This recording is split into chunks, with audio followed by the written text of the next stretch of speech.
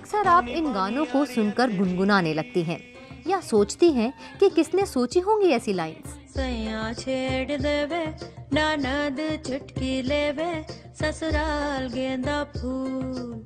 आप कोशिश करती हैं अपने मन के भावों को कविता का रूप देने की।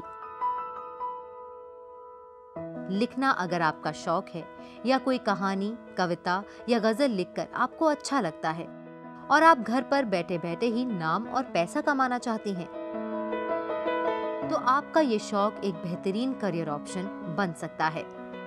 बस जरूरत है अपनी इस कला को पहचानने की।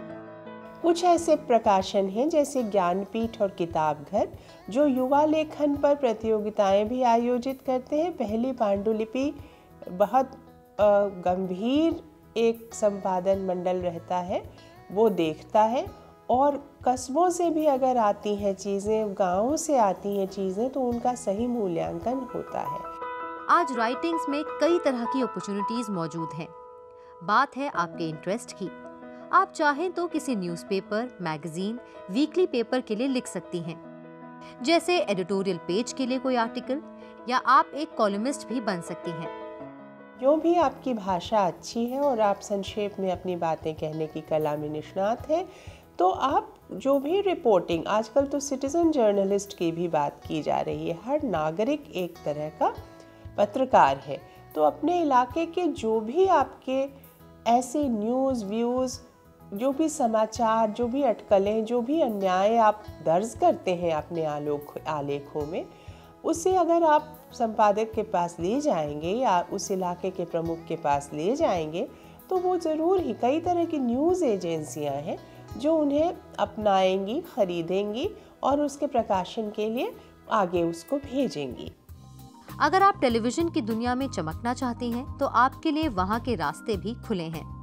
आप प्रोडक्शन हाउस या किसी चैनल के लिए स्क्रिप्ट राइटिंग कर सकती हैं। अगर आप डायलॉग राइटिंग के बारे में जानती हैं, तो डॉक्यूमेंट्री और डॉक्यू ड्रामास भी लिख सकती हैं।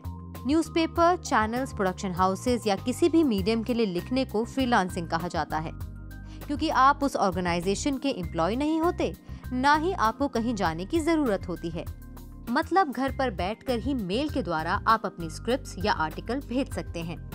ब्लॉग एक बहुत ही अच्छा माध्यम है लोगों का, पढ़े लिखे लोगों का ध्यान खींचने का, और ब्लॉग में सूरदास की तरह जोई सोई का चुगावे की बात नहीं करनी चाहिए। उसमें भी चुनिंदा ढंग से अपनी बेहतरीन चीज़ें सामने रखनी चाहिए।